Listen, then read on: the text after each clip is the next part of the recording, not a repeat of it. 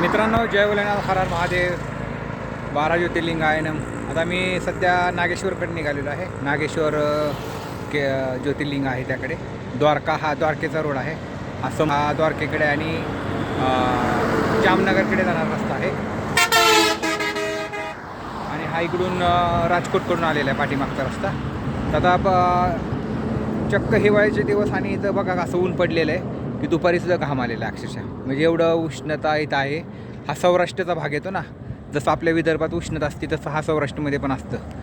हिवाळ्याचे दिवस असूनसुद्धा आत्ता दुपारी पूर्णतः असं ऊन आहे आणि सायकल थोडी चालवायला थोडं त्रास होतो आहे. रस्ते चांगले आहेत पण सायकल चालवायला त्रास होतो आहे. तर असा हा प्रवास चाललेला आहे. गुजरातमध्ये येऊन आता मला जवळजवळ 3 दिवस झालेले आहे. तर उद्याचा दिवस पूर्ण प्रवास आणि परवा मी सोमवारी नागेश्वरच्या मंदिरात जाऊन भोलेबाबांचं दर्शन घेऊ आणि त्यानंतर पुढे द्वारकेला प्रवास करूया. तर असा हा गुजरात राज्यातील माझा हा प्रवास आहे. 12 ज्योतिर्लिंग आणि 4 धाम यात्रा. आज माझा 70वा दिवस आहे. तर आता मी आज मुक्काम जामनेरला, म्हणजे साधारणतः अजून 68 किलोमीटर आहे. तर मी जामनेरला आज मुक्काम करणार आहे.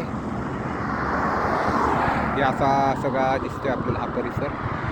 ऊन आहे चक्क. दुपारचा प्रवास नको वाटतोय. आता 12 वाजलेले आहेत बरोबर. तर आता मी थोड्या वेळात थांबून 1 तास रेस्ट घेऊन परत प्रवास करणार आहे. कारण मला अजून जवळजवळ 68 किलोमीटर अंतर पार करायचं आहे. असो. जय भोलेनाथ, हर हर महादेव, बम बम भोले, जय भोलेनाथ.